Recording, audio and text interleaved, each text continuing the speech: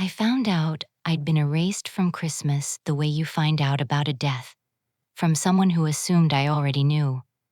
My niece texted me at 9:14 on a Tuesday night. "Aunt Maggie, are you coming Thursday?"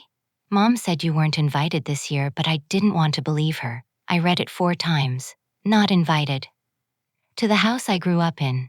To the house where my mother died 11 months ago with my hand in hers.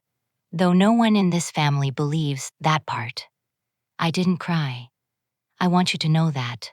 I've learned that crying is a thing you do later, alone, where it can't be used against you. Instead, I called my sister. Vivian let it ring until it went to voicemail. And then, "This is the part I keep turning over," she texted back within 9 seconds. "We think it's better this way. It's a family thing, as if I were the neighbor, as if I hadn't been the one who sat in that hospital corridor at 3 a.m. while they slept in their own beds." But here's what none of them knew that Tuesday night. Here's the thing I'd been carrying for 6 years without a word. The house they were gathering to sell, the house they'd excluded me to protect, wasn't theirs to sell. And by Christmas morning, every person in that living room was going to find out exactly whose name was on the deed. I just didn't know yet how much it was going to cost me to let me back up. Because if I only tell you the ending, you'll cheer, and I don't want you to cheer yet. I want you to understand first. My name is Margaret Callahan. Everyone calls me Maggie, except my brother Daniel, who for the last few years has mostly called me nothing at all. I'm 58. I'm a hospice nurse, which matters more to this story than it should. I spend my days helping strangers' families say goodbye with grace.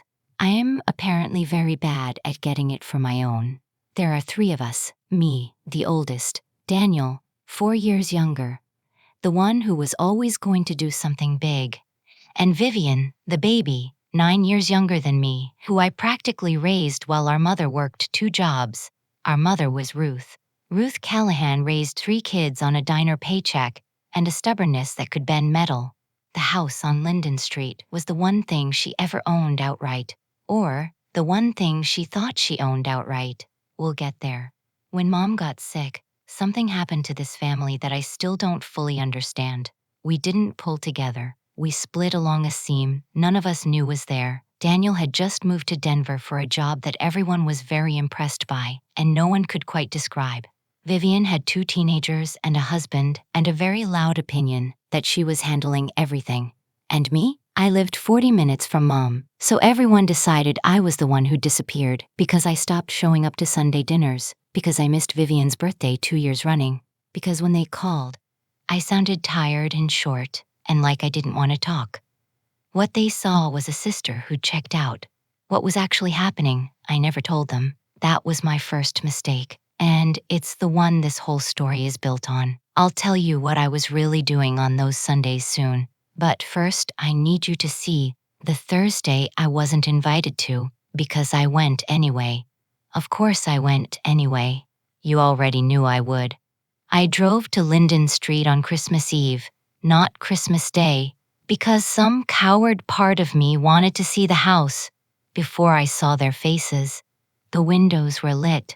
Someone had hung Mom's old wreath, the one with the fake cardinal wired into it. There was a car in the driveway I didn't recognize, a silver sedan with a magnetic sign on the door, Heartline Property Group, a developer. On Christmas Eve, in my mother's driveway, I sat in my car across the street with the engine off and the cold coming in, and I watched through the front window as my brother shook a stranger's hand over my mother's dining table, and I understood, all at once, why I hadn't been invited. This wasn't a family Christmas. It was a closing. They'd scheduled the sale for the 1 week they knew I couldn't make a scene, in the one place they knew I couldn't say no, and they'd kept me away so the only obstacle wouldn't be in the room. What they didn't know, what not one of them knew, was that they weren't the obstacle's owners. I was, and the papers they were so carefully passing across my mother's table had a fatal flaw none of them had thought to check. I didn't knock that night. I want to be honest about that. I sat there until my hands went numb, and then I drove home, and I did not sleep, because a decision was forming in me. and it frightened me. I could stop this with one phone call, or I could let them walk all the way to the edge of it and let the truth do what I never could, make them finally look at me. I told myself what I never told them. Here's the Sunday dinners. 6 years ago, Mom called me on a Tuesday, the same day of the week I'd later get the text, and said the word forgetful in a way that made my stomach drop. A nurse knows that voice. It's the voice of someone testing whether the thing they're afraid of is real. By saying it out loud, to see your reaction, I drove out. I found the unpaid bills in the drawer where she kept the good scissors. I found the second notice from the county about the property taxes. I found a woman who had been quietly, proudly drowning for a year and telling no one. So I made a choice. I didn't call a family meeting. Do you understand why? Because I already knew how that meeting would go. Daniel would say he was stretched thin in Denver and could send a little when the big thing came through. Vivian would cry and volunteer everyone else's time and none of her money. And Mom would rather have died in the street than let her children see the drawer with the scissors. She told me that, actually. She took my hand and she said, "Maggie, don't you dare tell them. I raised them not to worry. Let me keep that." So I kept it. God help me, I kept it. I picked up night shifts.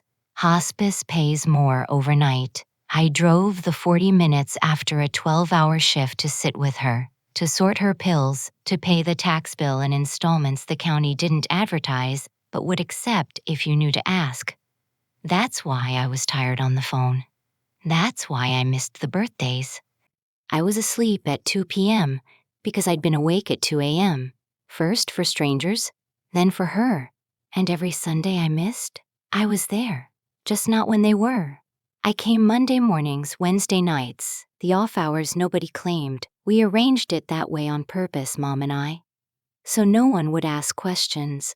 I thought I was protecting everyone. What I was actually doing was building the exact case they'd later use against me. Every absence I engineered to hide the truth looked, from the outside, like proof I didn't care. Do you see it yet? I dug my own grave, one thoughtful, loving shovelful at a time. There's a thing that happened about 2 years in that I've never said out loud. I need to say it now, because it's the hinge everything turns on. Mom sat me down at the kitchen table, that same table Daniel would later use as a closing desk, and she slid a folder across to me. Inside was the deed to the house, and a second document notarized with my name on it. She'd transferred the house to me. Just me. "You're the only one who never asked me for anything," she said. "So you're the only one I trust to do the right thing with it." I told her no. I told her it would tear us apart. She put her hand over mine, the way I'd later put my hand over dying strangers, and she said, "Then don't tell them until you have to. And when you have to, you'll know what's right." I filed that deed. I recorded it with the county, quietly, the way I did everything. And I told no one. Not Daniel. Not Vivian. Not the lawyer they'd eventually hire, who never thought to pull a current title report, because why would the family not know who owned the family home? That folder sat in my safe for 4 years. It was sitting there on Christmas Eve while I watched my brother shake a developer's hand. And it was the reason I could stop the whole thing with one phone call, and the reason I was so afraid to. What Maggie couldn't have known that Christmas Eve was what her brother had said an hour before she pulled up.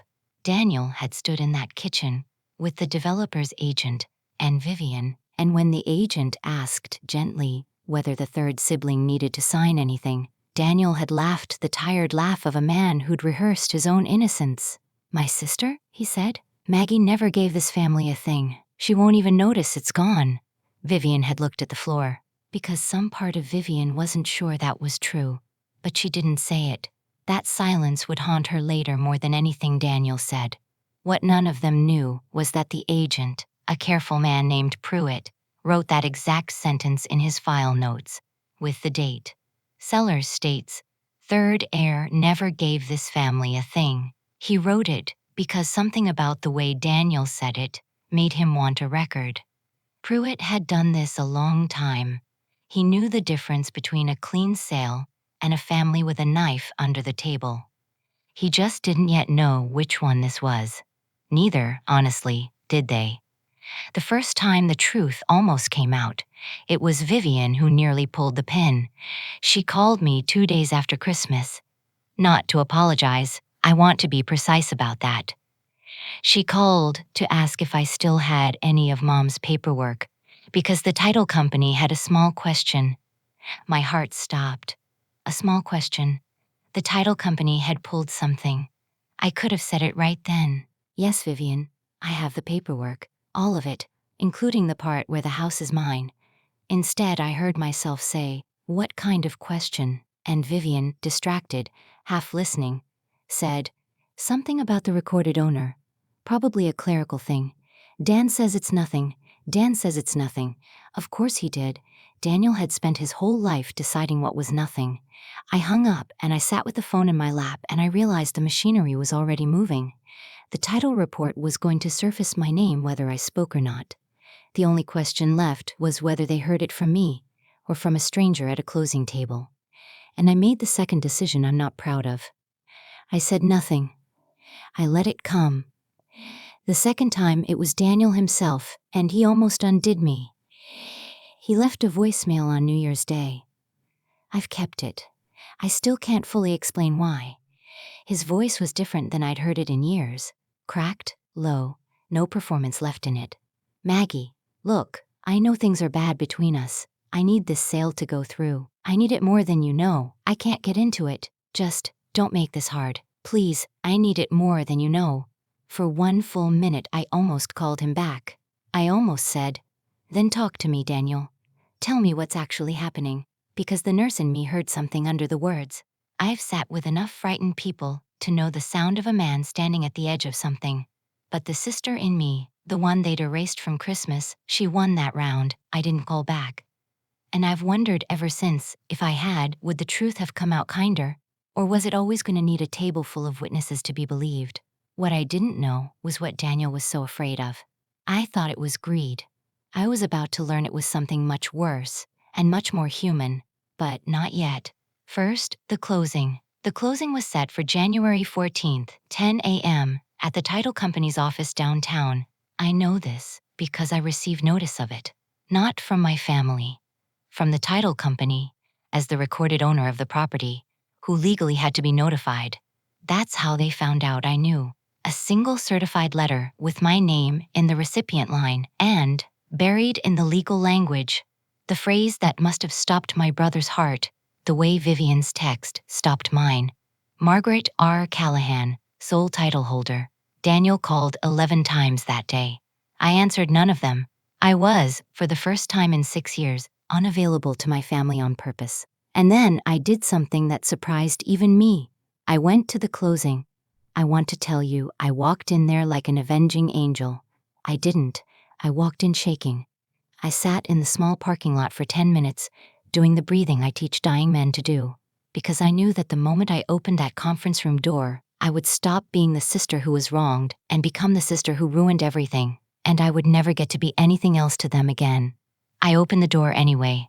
The room went silent, the way a room does when you were the subject of the sentence that just got cut in half. Daniel half stood. Vivian's hand flew to her mouth. The developer's agent, Pruitt, simply set down his pen and watched, because Pruitt had known all along that this family had a knife under the table, and here it finally was, walking in wearing my winter coat. "Maggie," Daniel said, "what are you doing here?" It wasn't a question. It was a door slamming, and I said the sentence I'd been carrying for 4 years. I said it quietly, because the quiet ones land hardest. "I'm the owner, Daniel. You can't sell what isn't yours." Here's where it would be easy to give you the movie version. Me, triumphant, them, destroyed. But the truth had a second layer none of us saw coming, and it landed 30 seconds later, from the last person in the room I expected. Pruitt, the developer's agent, cleared his throat. And he did something I will be grateful for until the day I die. He pulled out his file. "Before this goes any further," he said, "I have a note in my record from December 24th. For the sake of a clean transaction, I read it into the room." He put on his glasses. "Seller, Mr. Daniel Callahan stated, quote, My sister never gave this family a thing. She won't even notice it's gone. The silence after that was the loudest thing I've ever heard, because it hung there next to the certified letter in my hand, sole title holder, and the math did itself in every head at that table. The woman who never gave this family a thing was the only reason there was a thing to give. Daniel's own words, spoken to dismiss me, had just become the exact sentence that convicted him. He'd built the knife. Pruitt just handed it back to him, handle first. That was the revenge. I never raised my voice. I never had to. His assumption about me detonated in his own hands. But I told you, the truth had a second layer. Here it is. Vivian stood up, and instead of defending Daniel, she turned to him and asked the question I hadn't dared to. Danny, why do you need this? The real reason, right now, and my brother, 54 years old, in a suit he couldn't afford, in front of a stranger and 2 title clerks, put his face in his hands and told us. The big thing in Denver had collapsed 18 months ago. He'd remortgaged his own house to keep up the appearance of the man who'd made it. He was 90 days from foreclosure. His kids didn't know. His wife barely knew. And selling Mom's house, his third of Mom's house, he'd told himself, was the only lifeline he could see. He hadn't excluded me from Christmas because he hated me. He'd excluded me because he couldn't survive me saying no, and he couldn't survive me finding out he'd failed. The villain, it turned out, was just a terrified man who'd rewritten his sister into a monster because the alternative was admitting he was drowning. Same as our mother 6 years earlier with a drawer full of bills. The same pride, the same silence. It runs in us like a bad gene. And here's the twist I didn't see coming, the one that broke me open right there in a fluorescent-lit conference room. I understood him, because I'd done the exact same thing. I had also hidden a drowning. I had also decided that being seen as I truly was, struggling, sacrificing, carrying, was more dangerous than being misunderstood. We were the same, my brother and I. We'd just chosen different secrets. That realization is the reason for everything I did next. And it's the reason this story doesn't end at the table. Because a smaller person, and I have been a smaller person, would have let the moment be enough, would have gathered up the vindication, watched Daniel crumble, and walked out owning both the house and the high ground. I stood there holding all of it. The deed, his confession, Pruitt's note, Vivian's tears, every card, finally, in my hand. And I thought about my mother sliding a folder across a kitchen table and saying, "When you have to, you'll know what's right." I looked at Pruitt and I said, "There's no sale today." He nodded. He'd known that for an hour. He packed his bag and, on the way out, he shook my hand, not Daniel's, and said, "For what it's worth, ma'am, I'm glad it was you." And then it was just the 3 of us Callahans, in a room, with the truth finally on the table instead of under it. I could have kept the house and let them live with what they'd done. That's the ending my anger wanted. I want to be honest that the anger had a vote. But I've sat at too many deathbeds to believe that being right is the same as being at peace. I've watched people die still nursing a grudge they'd won decades ago, and I've watched them realize, too late, that they'd have traded the whole victory for one uncomplicated Sunday. So I made them an offer instead, not forgiveness, not yet, terms. I told Daniel I would not sell Mom's house, but I would take out a loan against it, in my name, at my risk, and I would pay off enough of his mortgage to stop the foreclosure, on 3 conditions. 1, he tells his wife and his kids the truth, all of it, that week. No more drowning in secret. The thing that nearly destroyed this family doesn't get to keep operating. 2, he pays me back, not in money, but in Sundays, real ones, the kind he'd assumed I was too cold to want. And 3, this was the one that made him cry. He had to sit with me and read our mother's actual medical file, every appointment I drove to, every night I stayed, every bill I paid, not to make him grovel, so that he would finally know the sister he'd erased. So the record would be true, even if it was only true to the 3 of us. Daniel didn't answer with words. He answered the way our mother taught us that real answers come, with an action. He drove to his house that night and told his family everything. Vivian was there. She told me later that he shook the entire time and that his youngest hugged him and said, "Dad, we don't care about the money, we care about you." And that Daniel cried like something frozen finally breaking up in spring. Then he took a second job. A man who'd spent his life needing to look successful started driving deliveries at night, and he never once complained about it to me, because he finally understood that quiet work you don't advertise is a kind of love, not a kind of failure. Vivian and I are not fully healed. I won't lie to you and wrap that in a bow. Some silences take years to pay back. But she comes on Sundays now. She was the one who found the box of Mom's old recipes and started cooking them in that kitchen, on that table, the one that was almost sold out from under all of us. And the house? It's still Mom's house. My name is on the deed, but the door is open to all of us, which is exactly what she must have known would happen when she slid that folder across the table and trusted me to know what was right. I think about that a lot. My mother didn't leave the house to the child who deserved it most. She left it to the child she trusted to give it back. Here's what I've learned, and it's the only thing I really came here to say. The people who love quietly are the easiest ones to mistake for people who don't love at all. We make ourselves invisible on purpose, and then we're wounded when no one sees us. We hand the world a story of our own coldness, and then we're shocked when the world believes it. I spent 6 years proving I didn't need to be seen, and it took a certified letter and a stranger's file note and my brother's confession to teach me that being seen isn't vanity. Sometimes it's the only way the people you love can finally love you back. I wasn't invited to Christmas, so I brought the truth to the table myself, and I've made my peace with the cost, because the house was never really the inheritance, the truth was, and I finally got to give it away. If you've ever been the one who carried the family in silence and got called the one who didn't care, comment, "I was there" below. And if you believe that the quietest person in the room is sometimes the one holding it all up, hit subscribe, because next week's story might just be your story.